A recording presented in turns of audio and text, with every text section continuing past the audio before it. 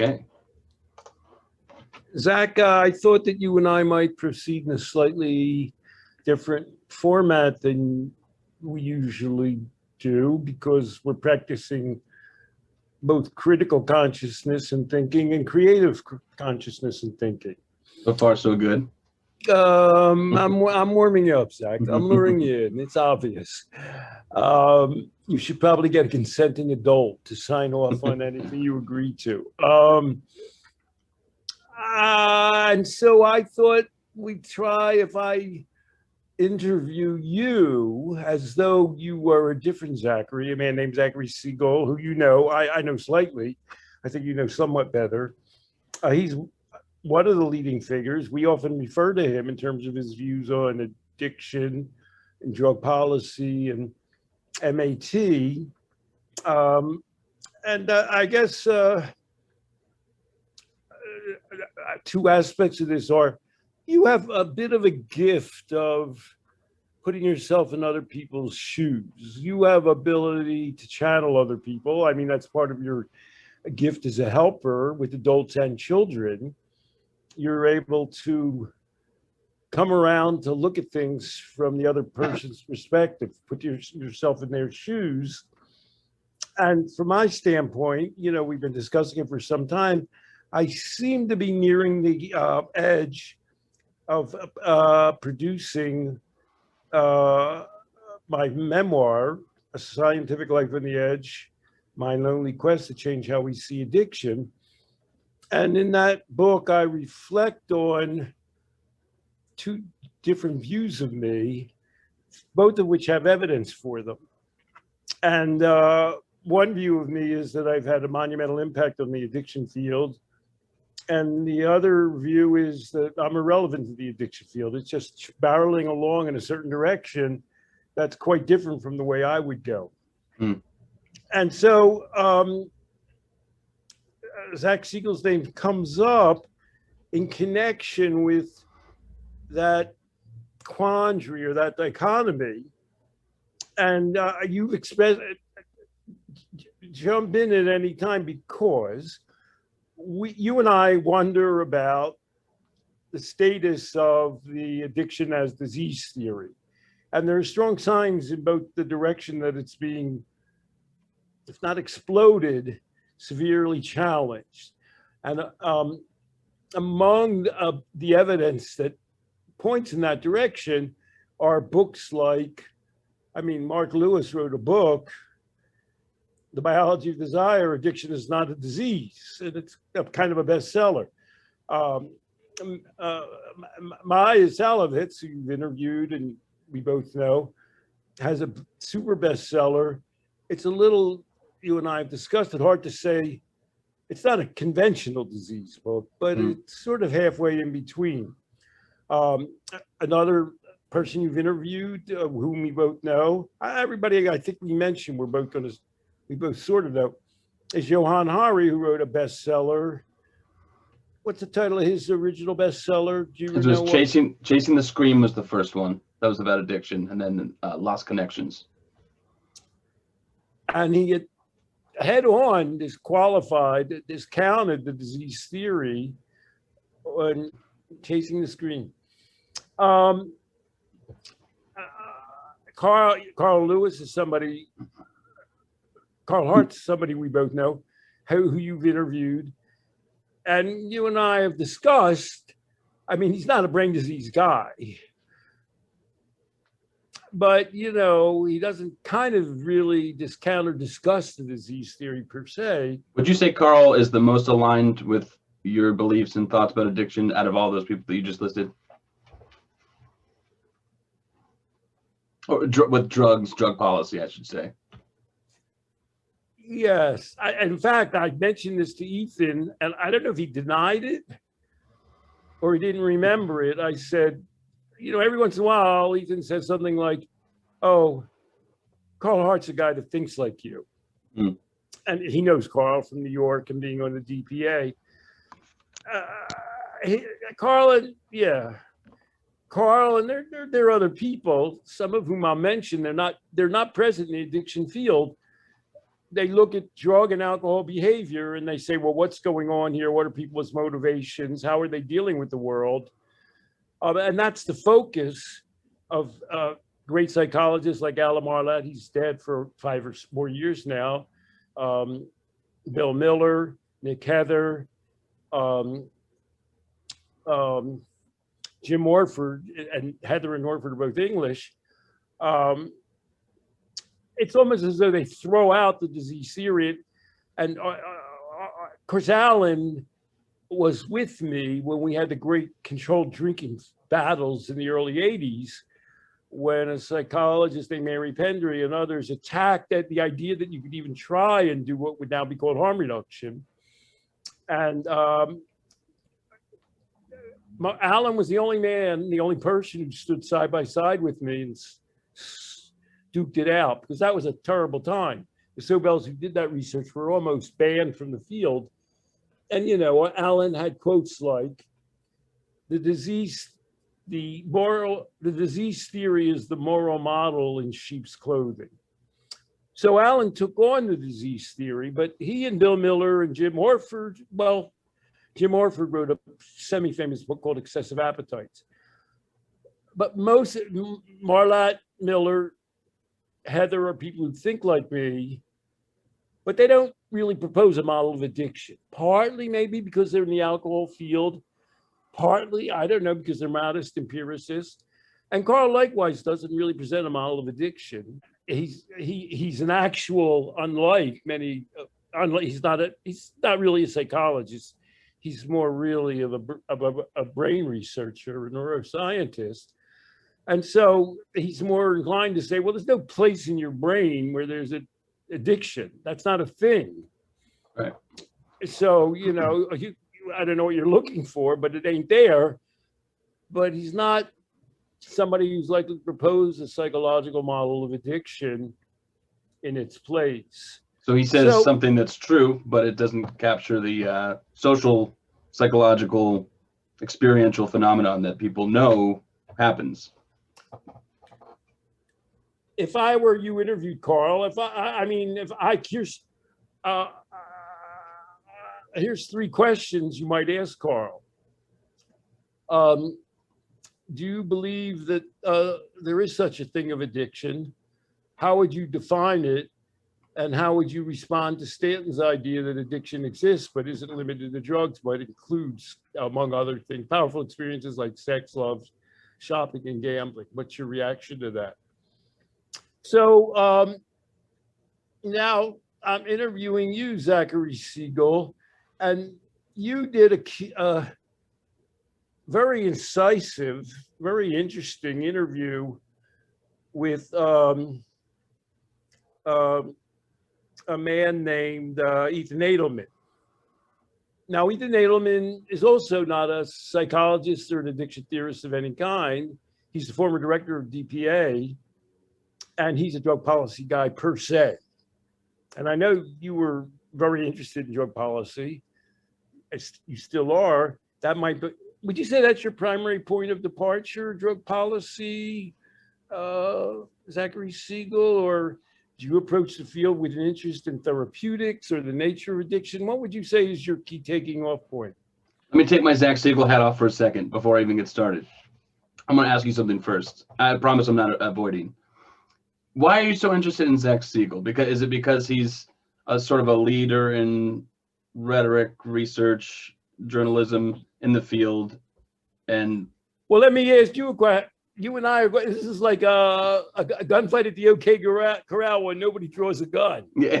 No. Hey, before I say anything, Wyatt, I want to just ask you: would you like to have a cup of coffee? Yeah, we're about to shoot each other, but yeah. Would you say that Zachary Siegel is the most prominent current popular spokesperson in journalism around drug issues? And I say that because I would say previously that would have been Maya Salovitz, but Maya Salovitz has sort of elevated herself. She gives lectures at medical schools now on addiction, and she still writes popularly, but that was her whole gig for decades. Yeah. You know, writing for Time and being a second author with other people. And now she's the it person, a go-to person for addiction. Is Zachary Siegel the most prominent person out there that you might? I've gotten that impression because I read his stuff. I forget where, New York Times.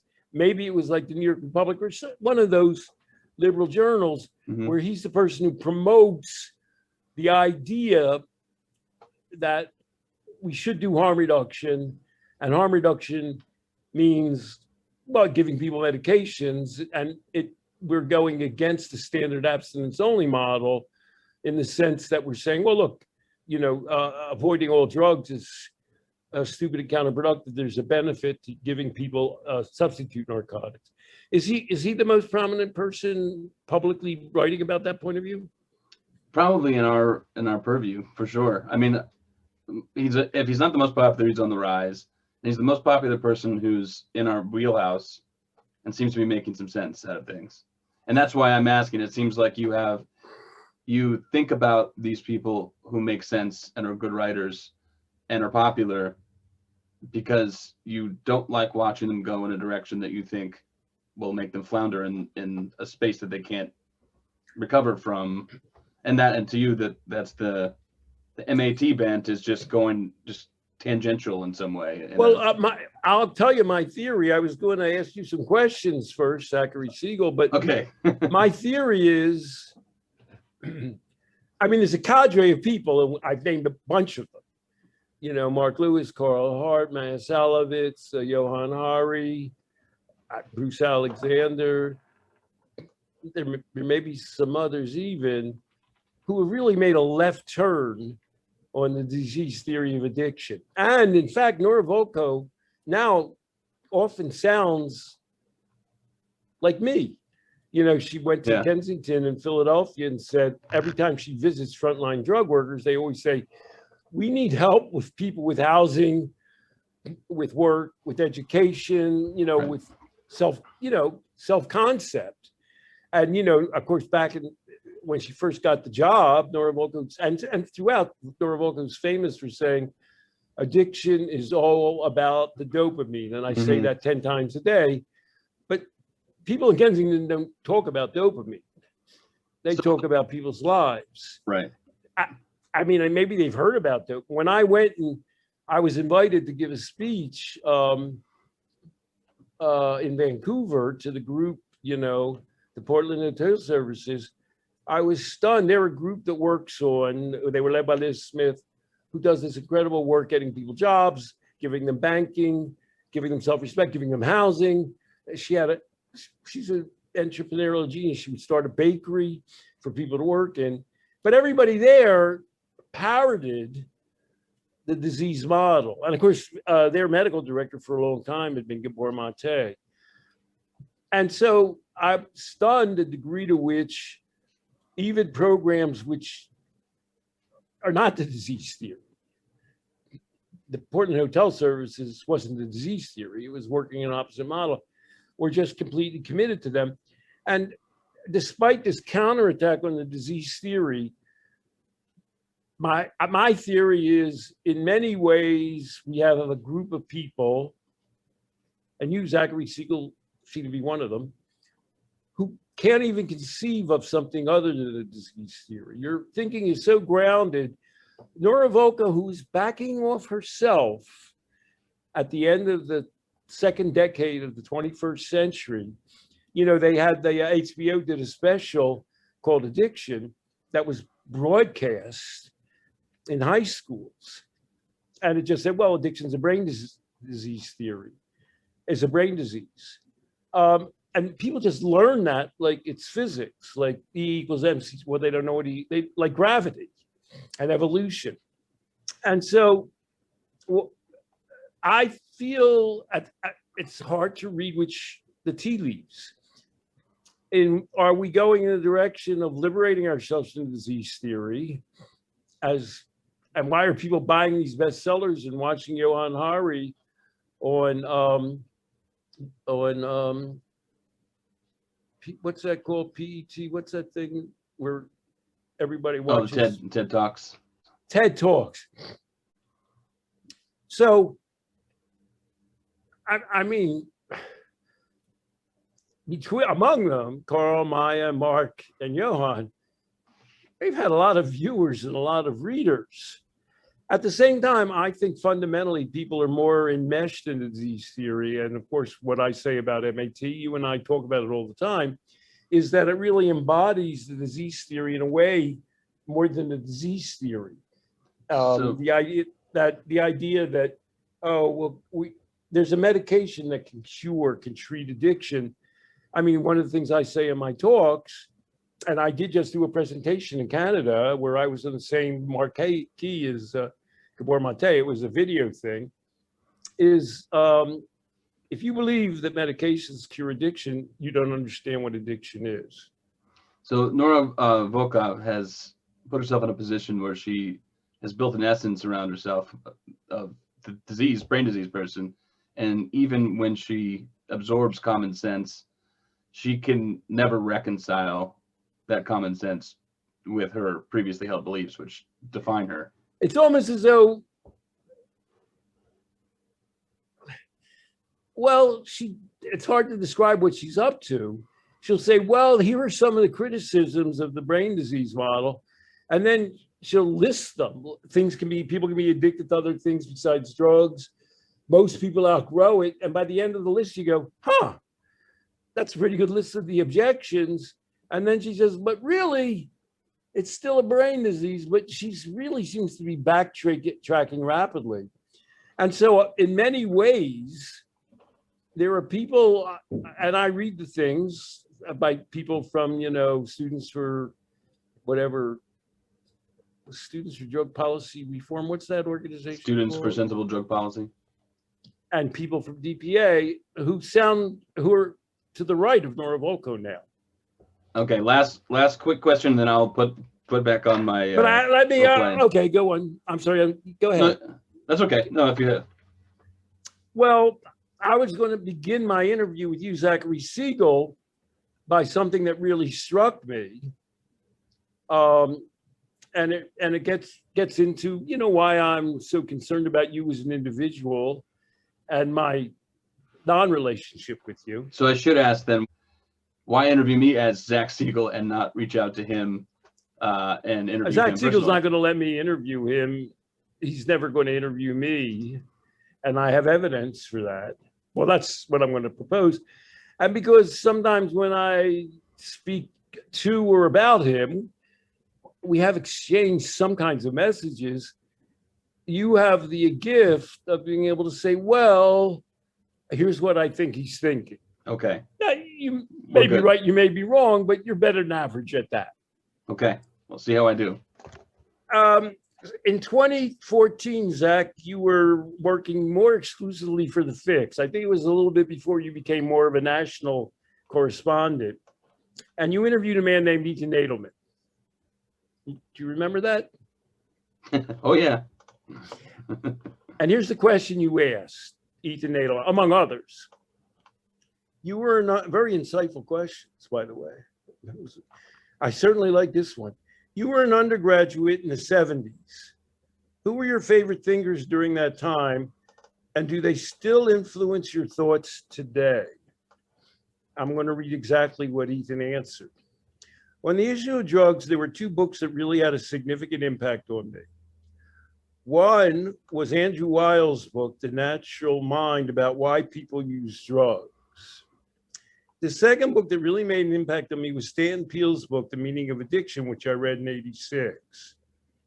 My experience with books, whether I was reading John Stuart Mill or Peele or Weil, is that it's not like you read a book and it flips you around. It's more like you start reading a book and you're saying, I was thinking that. And oh my, they came up with the same formulation I've been thinking. And then you see that the author took it beyond where your own thinking had gone. Were you impressed by that? What's the word? Accolade for me? Did it make an impression on you? Did you say, huh? Did you know me before then at all? Or did that make an impact on your thinking? Say, huh, Stanton Peele really had an impact on Ethan Nadelman? I, Zach Siegel, I think I was aware of you, and I understood that you were an influence in the field. I wasn't quite sure. I perhaps haven't read any or of your work, maybe some and not all.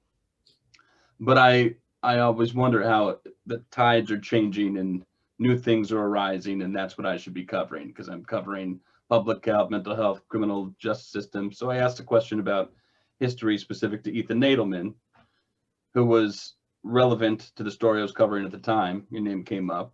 It is impressive. I am aware that you are somebody who's influenced the field. Not bad, buddy. I think you've got a future in channeling. That was actually him who said that. Through me. Now I'm a. You can look at me and you can tell by my boyish charm that I'm forever young, forever young. And when I read that, I thought, oh, Shepard Siegel, who I didn't know, he must be interested in me. I mean, if somebody said one of the founding fathers, the founding father person of drug policy reform, said, well, 2 books just sort of turned my head around. I'd want to know more about that person. And I can't remember exactly. I might have emailed you, or I don't think I've ever spoken to you.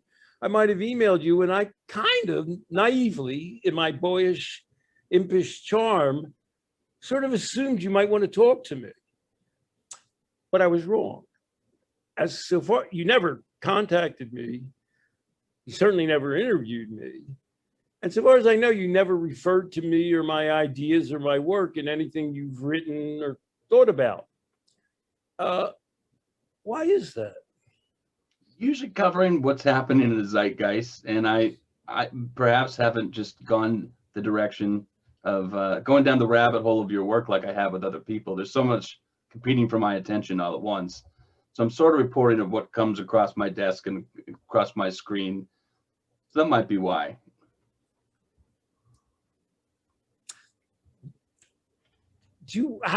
Would you be able to give a couple of words, sentence, or summary of my point of view if you were just trying to locate me in the universe without doing me? What would you say my point of view is? What is it that Audie Jaffe says? Environmental radicalist or something like that. Radical environmentalist. Radical environmentalist. I think of you as somebody who's incredibly, you broke open the door for people to understand that addiction isn't a disease. And at the same time, new developments have happened in the field, including medications, which I see as life preserving.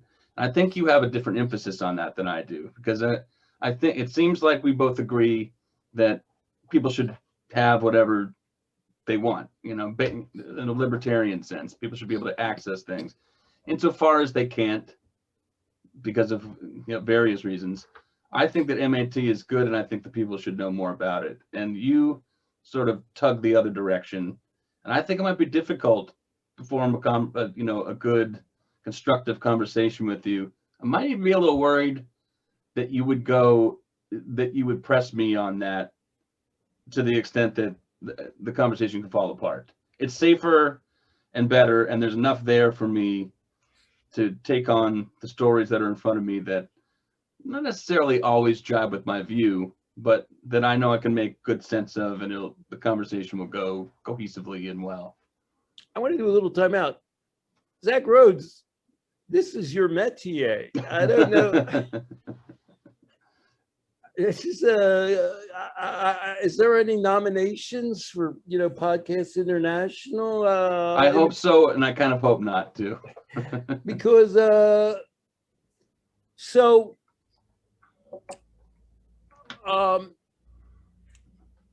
why do you think I object to? What do you think my worries about MAT consist of or based on? I'm trying not to answer as me.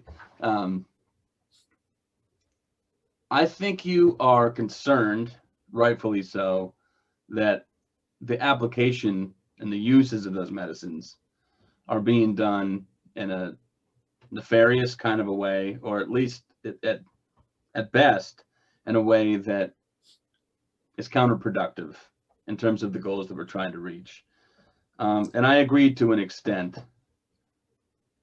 But I also think you might go too far in that direction. Now there are I mean, there are more than two. There are two levels of criticism with rehabs and disease theory and MAT. And one is that they're ripping people off. They're just like straight crooks. You know, there are people down in Florida. And I've reported on that. Right. And, you know, they're hurting people in, they're doing nothing. They don't care about them. They're misapplying medications. Everything's profit motive. And that's true. And those are like, they're like scandal type things. And then there's another level. And that level is it's a deep thinking question. What is addiction? And if you go back to the meaning of addiction, the subtitle is a little tricky. It's called Compulsive Experience and Its Interpretation. And there's a lot packed into that subtitle. It sort of says, you know, people sometimes say, I can't help myself. I'm just going to do this. Nobody can stop me from doing it. I'm going to do more and more of it. But it turns out that you can deconstruct that idea. That loss of control turns out to be a very variable concept. And, like Nick Heather, among others, if you take people, you can't do this research anymore, you put them in a laboratory and they're street alcoholics and you say, oh, you can drink as much as you want. And then they do experiments on them. This used to be at Baltimore Hospital and Johns Hopkins. And, people would say, well, these experiments are inhumane. They would let them do tasks and they would give them little tokens. And the subjects would work till they got a certain number of tokens so they could have a certain amount to get drunk on. In other words, it wasn't like they were just like out of control. They had a concept. And in another experiment, they said, oh, you can drink as much as you want in this private little booth. It's not dirty or anything. Or you can come into an easy room with television where there are other, subjects and, shoot the breeze and there's some snacks. And they drink less because they want to spend time, even after they've been drinking. They say, I'm going to go in that other room. And so people are, and at another level, it's a cultural level, people believe in loss of control models. It's impossible to tell people this. People used to believe in witchcraft, and they used to be infested with witches. I mean, when I say that, people say, oh, are you crazy? People confessed to having sexual relations with witches and devils, and they weren't lying. They were past a lie detector test. That's how they interpreted their experience. And the experience might have been sexual urges, and they might have said, well, only the devil can inspire those. I mean, we can't even, well, maybe some people can, we can't even imagine the degree to which religious thought permeated the basis of people's conceptions of the universe. And how a society and a group and an individual interpret impulses to do things and their ability to control them are a fundamental part of the addiction equation. So the way Ethan expresses that is, well, Stanton, and you interviewed Ethan, and I was on the line, addiction's a multivariate thing, which means that, well, there's a ton of things that go into it. It's not, oh, you take the drug, boom. And one example Ethan gives is I describe the role of values and ritual. Orthodox Jews tend to be more, I hate to use the word, they're lower socioeconomic Jews. And they tend to smoke cigarettes. Well, middle-class Jews are a group of people that were off cigarettes from the get-go. And Orthodox Jews quit smoking on the Sabbath. They just do, because, well, why do they? Well, because God and being okay with God's more important than smoking. And so Ethan would say about that, Ethan's father was a rabbi, Ethan would say, I knew that happened, but I never thought, what's that say about addiction? You know what I mean? Right. So I'm tuned into the universe and how it impacts people's compulsive behavior and their ability to get out of compulsive behavior. And in fact, cognitive behavior therapy to some and variations on it, rational emotive therapy and behavior therapy by Albert Ellis, our own life process program, and other things. Part of the therapy is to say, well, you know, you do have the ability to control whether you do what you're doing, you know, whatever your addiction is, you know, people do it all the time. We're not saying hit you over the knuckles and say, don't do it. But we're saying, you know, people do cut back and quit. They do it all the time. And so a model which says, and to some extent, MAT from the get-go, to some degree, has been sold as a model of, oh, you can't really do that. You need a medication to not do that. And so selling that as a real form of treatment, and certainly as the only form of treatment, but selling them along with the idea that it can substitute from your need. If you're taking methadone, you're less likely to go out in the street and take heroin and fentanyl. You're not totally unlikely. It happens. People do all those wiggy things on their own. Is selling the addiction model and selling the disease model. And so I'm convinced that we have a pervasive notion of loss of control, of loss of voluntary action, and that in many ways, MAT, which pervades most parts of America now, and in many, is selling something that's killing people. And the death, you know, I cite the data, the last official calculation by the CDC, as of September 2020, for the 12 months previously, 87,000 people died around drugs. And things were going bad, but that's 20,000 more than 2018. So here's how I see it. If I'm Zach Siegel, I see you, Stanton, and others in the field who have a really good just excellent conceptualization of what addiction is, how people can take control of self, agency, and efficacy. And it's maybe not my bailiwick. It should be. I talk about it. I report on it. It's important for me to distinguish that from the, you know, you must be abstinent. There's a one-shot solution. And I know you think that I'm saying there's a one-shot solution when I report on MAT, but I'm not doing that. You know, I'm sort of aware, at least vaguely aware, that what you're talking about is true. I'm feel like I'm swatting flies and I have a task at hand about people who not only think of, not the people like you, but the people who think MAT can't be an option, or let's just say, I don't think I call it MAT anymore, but medication or substitute drug can't be an option. Abstinence is the only option. And when I look at the data, I see that, broadly speaking, people who are given the shot at taking substitute therapy tend to do something. They make contact with people, they take the drug there.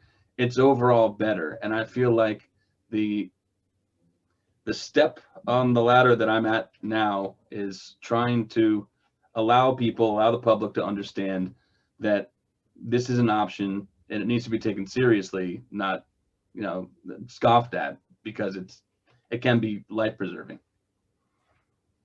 Zach, let's go sub Rosie here. I hope you don't mind. What do you think of this guy, Zach Rhoads? Asshole. No, I think if you really ask Zach about me, he might say that I'm a nice enough guy. Obviously a big thinker, probably trying to position himself somewhere in the addiction field, but maybe not finding a place. But good enough guy. Don't mind making contact with, not like obsessed with him or anything, but good guy that I'm willing to have a conversation with. And do you have any impression of his relationship with Stanton Peele? He seems to be very in sync with him. And Stanton can piss people off. So how do you react to Zach's relationship with Stanton? Before it gets too creepy, I'll just say Zach Siegel would say. But so I think he's not particularly interested in me, but he's not off put by me. I think thinks my ideas are interesting. In fact, he's written articles before, and I've chatted with him about the content of the article, and I don't think he necessarily seeks out advice from me or anything. He's got plenty of brains up there, and he's a good writer. But he finds us interesting, and so you probably get to the question where you ask, well, why not review our book that we sent him, that I think he's read at least parts of. Why not incorporate? Is there no time at all to incorporate us? Are we not interesting enough to incorporate? Rhoads and you and work, I'm just to tell your audience, Zach Siegel, Zach Rhoads and Stanton wrote a book together called Outgrowing Addiction. As opposed to a disease theory. What's the damn title of that book? Outgrowing Addiction. Outgrowing Addiction with Common Sense instead of Disease Therapy. Well done. So you couldn't, you like Zach well enough. You think he's a reasonable guy. You think you couldn't refer to his work, even that work with, did his work with Stanton poison that for you? Or what, is it sort of like, well, maybe if it was just Zach, I would have done it. I don't know if Zach Siegel has a conscious idea about why not. I think he might see you and I as people on the back burner. When we're brought to the forefront of his mind, and you were to ask him, he'd say, smart guys doing good work. I've got other things going on, but yeah, important in the field. I think really what's going on is that I think I'm unique. I'm me now. Zach Rhoads, am unique because you've been a mentor to me, and a mentor in critical thinking. You haven't told me what to think. In fact, if I ever push back, you don't say, can't you see you're wrong? The way you might to other people. You've kind of let me explore themes as we go. You've sent me things, and I've come to conclusions on my own under your auspices. And now we're sort of thinking about things together, and it's been a nice road. So you might think that I would be attached to you in such a way that I wouldn't be open to other lines of thought, or like I couldn't be open enough to entertain them. But I actually feel so secure in how I understand things, and also secure in knowing there are things left to learn, that I'm always interested in talking to other people who have even radically different ideas from mine and from yours, because I want to know what makes them tick. I don't think that's Zach Siegel's primary thought process. I think he might even say Maya might be that kind of a mentor to him. I don't know how close they are, but I know they know each other, and he's admired her work. So I think he's sort of following in her footsteps of journalism. I think you might have been saying that. And if you ask Maya about you, obviously she put you in her book, and she knows you're an important person. She'll say it. If she's asked, she'll say it, no questions asked.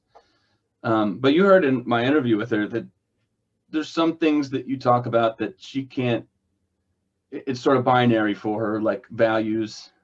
Talking about values is moralistic, and moralistic is bad, rather than talking about values does sort of touch on who you are as a person, and how you might develop or actualize yourself. And she does talk about values herself.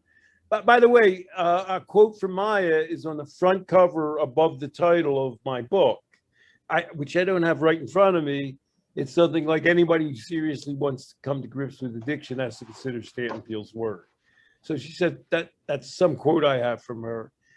Oh yeah, I thought I had it here, but anyway, it doesn't matter. And Maya, we're getting off the track here. Maya talks about that. She'll say something like, people in lower socioeconomic positions are more likely to be addicted. And that's not because they're more immoral. Right. I mean, who would say that? But she would never say, she's not able to be put in a conscious register, something you and I have said. Well, let's face it, the fact that I went to Columbia, and I'm just whatever, all the training I have, my father has a PhD, and, I was groomed to be, a successful, intellectual, achievement-oriented person. That kind of helped me get out of my heroin and cocaine addiction at a relatively early age. Why wouldn't it? I've got a whole position in life and, a lot of success. So she's talking about, in one way or another, values. She sort of backs up into them. People in lower socioeconomic situations are more likely to be addicted. And that's not to say, because that's not because they're more immoral. They have a heavy cognitive load, so it's more difficult for them to actualize whatever the path they want to be on. Like if she were the same person, she doesn't have permission to sort of say, I'm an advantaged person, and some of the advantages are kind of built into my operating mechanisms. Not everybody's going to become the chief. She calls herself a neuroscience journalist. I have trouble with that. I mean, Carl Hart's a neuroscience researcher. Neuroscience journalist, I don't know about. You're not going to get that job without, having a bunch of, acquired, for want of a better word, middle-class academic type skills. It's just going to prepare you to do that better. So this isn't unique to Zach Siegel then. I think this is a pretty normal, just human or thinking persons or journalists, rhetoricians phenomenon where, so you have, okay, just like your values idea, if you don't grasp the full concept of what you're talking about, it could sound like you're saying people with addictions are bad. Right. And I don't even want to get into that territory. You're probably not saying people with addictions are bad, but it sure is what it sounds like. And who wants I have so much that I can do to prop me up. Why would I want a piece next to the people with addictions are bad guy and people, associating me with that? And Zach maybe has the same sort of idea about MAT. It sort of sounds like you're saying people shouldn't have the option to take those drugs. And I know you're kind of not saying that, but I can't exactly explain what you're saying. So I won't say I don't care what drugs people take, but I think you and I agree, there's a ton of drugs out there. Yeah. Some you buy in the street, some the pharmacist gives you, some people recommend, but you may or may not be able to get a hold of them. That used to be true of buprenorphine. It's kind of pretty easy to, I think, well, there's an article in Filter today which says if you're out in the desert, I mean, there are places in America where you're 100 miles from any place, and you're not going to get buprenorphine. Well, you're going to have to drive a ways to get buprenorphine. Yeah. But here's where I'm going with that. You're picking up on the sense of avoidance and like a responsibility of a journalist to capture the voices of important people. And you're seeing journalists who are saying you're an important person, but they're not capturing your voice or your message. And I agree with that. I agree with you on that. I also see it's almost like a passive sign of respect that if I'm going to talk to Stanton Peele about his views, I better do my homework. And I don't necessarily quite understand the full range of his views. Like I know he's important, don't quite get it all. We're getting to a point where we can, sort of begin to sign off. And I want to meta and analyze this little interaction. I don't know, there probably haven't been that many podcasts where, whatever you are. I agree. I'm just imagining Zach actually watching this and tweeting it out, and his little blurb next to the tweet is, "What the fuck?" First of all, usually the guy who originates the podcast and puts it out, he asks the questions. Hey, it's not usually that the interviewee or whatever I am, interviews the host or whatever you are. but the host is a different human being is like a whole. I don't know. That hasn't been done a ton probably on, addiction podcasts or podcasts of any, everything. Very indie of us. Yes. But I think I want to, draw back and do a meta-analysis of it. I mean, you and I share some fundamental core ideas. You were saying, well, do you think when you look at the universe, you sort of think about it kind of the way Carl Hart does? And, the answer is sort of yes. We don't sit there and say, oh my God, that guy's got a neurochemical deficit and he's going to go out and take drugs. We just don't think that way. And, Bill Miller and Alan Marlatt, practically every psychologist who would be called cognitive behavioral, like Martin Seligman, feel obligated to write a whole explanation of what they just said in terms of people's experience in terms of neurochemistry. That's sort of obligatory now. And one of the great things, Alan's dead, Bill Miller and Alan Marlatt don't do that. They sort of say, well, that's not my department. I can't do any research like that. If there may be people know about that, but it's not me. They just write about psychology. Same with Jim Orford, same with Nick Heather. They know their beat. And so you and I, and those other people I've mentioned varyingly, Bruce Alexander and other radical environmentalists, that's just how when we see people in a certain context behaving in a certain way, that's how we think about them. And I think that's the best way to think about it. I think there's a lot of evidence for thinking that way. And I think, there's a whole field called cognitive behavioral psychology, which dominates the field, but which is somehow afraid to go into the addiction field and say, well, just thinking this way tells you something about addiction, about how to approach it and what addiction actually is. And I just made that leap into doing that thing. So you and I, for whatever reasons, you come from a more applied field. And even within that field, you're a bit of a minority, but there are other people who think like you, which is like, what's the kid thinking? Mm. As opposed to what's his brain scan supposed to tell him? And you're aware that the brain scan, or they don't do brain scans, of course, they make that up. The model has implications, and we've discussed them many times. One of the implications is, well, is this temporary or permanent? Is this who they are, or is it just a matter of, let's think what they could do constructively? So you and I basically share a perspective on human behavior coming at it, and you also, one way or another, have had experience with drugs and addiction. And so, you got to say, I wonder, these things have some, and all of those things happened with you. You used to be one of those kids and used to be one of those drug users. So you've had a chance to, think about it on your own. But obviously you and I have different personal outlooks and styles. You're a full-time helping professional. I'm a helping professional too, but I'm a little bit more of a programmatic guy.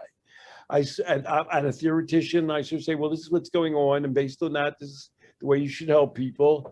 And you're a guy who can go along with that and think about that, but you're spending, you spend a lot of your time up till now helping people.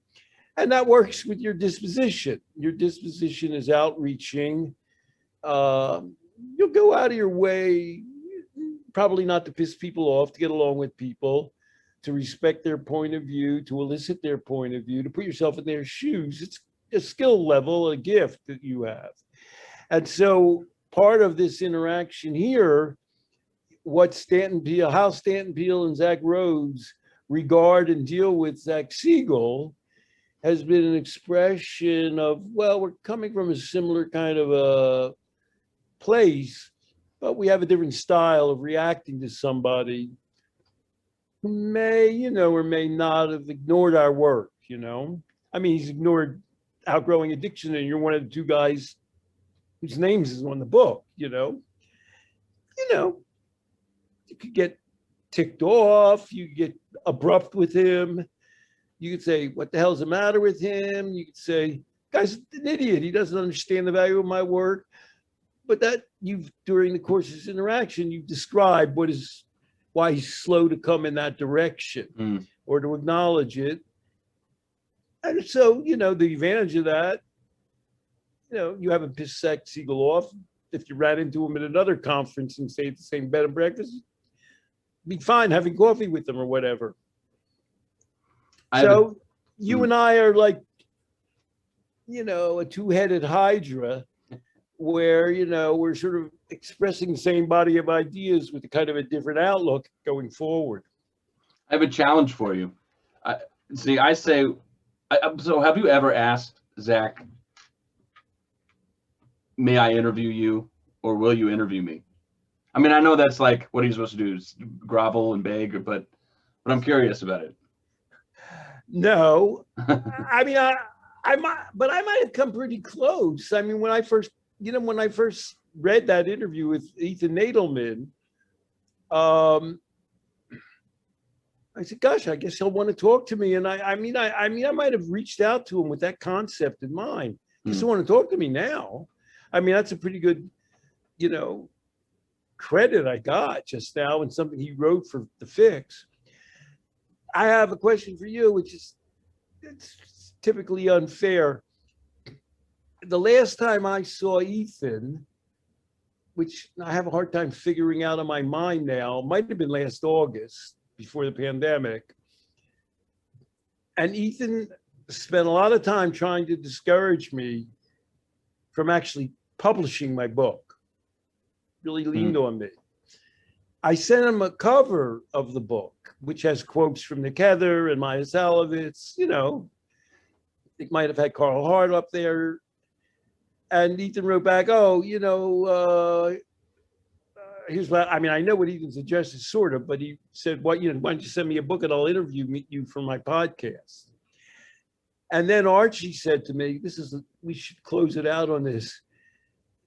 I don't like to when Archie says something and I'm saying, even when I haven't thought of it myself, I say, I better think of it. But sometimes he'll say something which goes completely against the way I've been thinking. And sometimes I'll have a tendency even to reject it. But over my lifetime, I've learned that's probably not the right way to go. He's not always right, but I've made some mistakes. And he said, well, can he interview you about the book without reading the book? And he said that by email. If he would have said it to me by phone or in person, I would have said, that's crazy. How can I do that? And so in the interim, I've been communicating with Ethan, mostly one-sided, about some of what the book's going to have to say about Ethan. Because I better at least lay the groundwork. You know what I mean? Yeah. If Archie, I don't think he's going to say, oh yeah, I'm going to interview about the book. Oh, I don't want to see the book. And I sent you and him, I think you're the only two human beings I sent the index of the book. And his name, you can look at the index and you'll get an idea of where he's at in there without knowing what I was going to say. And, do you think Ethan's actually going to interview me on his podcast about my memoir? Yeah. Yeah, I think he is. I think I'll spin it some way that works. He's not a defenseless little boy, Right. Well, all right. So anyhow, you don't feel you've in any way harmed your relationship with Zach Siegel through playing him on TV? I sure hope not. No, I don't think so. I don't think I've said. I think if anything, I've tried to make a point for him. All right. So we're preparing the world a little bit for my memoir. There's a question that I began this with. And I sometimes have this debate with Ethan. Ethan will say, Stan, people don't take you seriously anymore. And he's talking about MAT. And then if later in the conversation, I'll say, well, people don't take my ideas seriously, he'll start arguing with me. I'll say, well, wait a second. I mean, there's some things you say. So my memoir is about how it's hard to avoid me. And my major ideas permeate the field. At the same time, a lot of people avoid me. If you go back and take a snapshot of you in your career, no matter what time you click to, you will have been pissing people off and people are not taking you seriously until years later. That is such a brilliant way of putting it. One thing I say to Ethan is, you know how people aren't taking me seriously and they're pissed off at me now? It wasn't like they weren't that way. That's a career position. Yeah. Yeah. That's what the book's about. A Scientific Life in the Edge, My Lonely Quest to Change How We See Addiction. And, you know, maybe I'll close with the story. This has to be unique, but I have a few interesting stories in my memoir. Ethan Nadelman called me up. We were both working in Princeton. He was at Princeton University and I was working in a place called Mathematica. And Ethan called me up and he said, oh, you know, I read The Meaning of Addiction and I thought, for some reason, I thought you were Canadian, but then somehow I learned that you're here. You know, let's get together. And I said, oh, okay. And then he says, well, how about next week? And I say, oh, that'll be great. We ate at the Newman Hall, which is where Jewish students, Ethan could eat for free. And I said, oh, by the way, before we meet, I'm going to appear on Oprah Winfrey. You said that and so to him? Ethan saw me on Oprah Winfrey. Right. After we met, before we met. And Ethan's reaction, which if I met, and that was in 1989, I think, how many ever years that is ago. If I saw Ethan tomorrow and I said, Ethan, what about me on Oprah Winfrey? He goes, Stan, you were the smartest person on the program, but you were, you pissed everybody off. But I wasn't going to appear, there was an audience full of AA advocates. I wasn't going to get out of there with one piece of skin. You know what I mean? I had to have my wits about me. And, you know, I felt I did fairly well. I didn't piss people off as much as I might have. And one way I did that is to say to people, I would ask them questions. And if you do that show, you'd say, did Oprah really let Stanton MC the show? Yeah. Because a guy would get on and say, oh, I quit drinking through AA. And I would say, could you tell me a little bit more about that? When did you actually quit drinking? Then he'd say, well, I actually quit drinking and then I went to AA. Nobody actually had an AA story. And, you know, people everywhere would say, Oprah just let you sort of run the show? You know, she usually likes to be in charge. So anyhow, Ethan's reaction, Stan, and you were the smartest person there, but you pissed everybody off. And if I'm going to play Stanton Peele now, I'll go on for 20 seconds, Stanton, and then I'll really close it out like we've been threatening to do for a while.